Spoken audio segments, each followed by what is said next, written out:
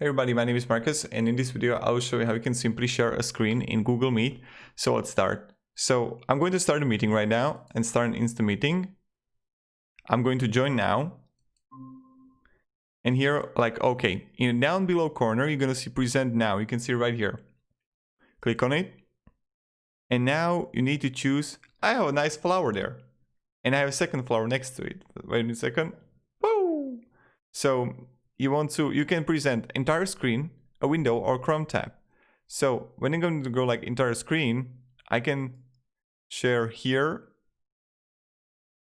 And voila, now I'm presenting my screen. And what I'm going to, let's say I'm going to use a paint. Again, I can paint anything. So this is how we do it, guys. And people are going to see it.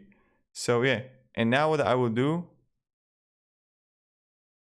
I can just simply also turn off microphone or whatever and stop presenting, and voila, I'm back. So this is how we do it, and this is like the simple way how we can do it.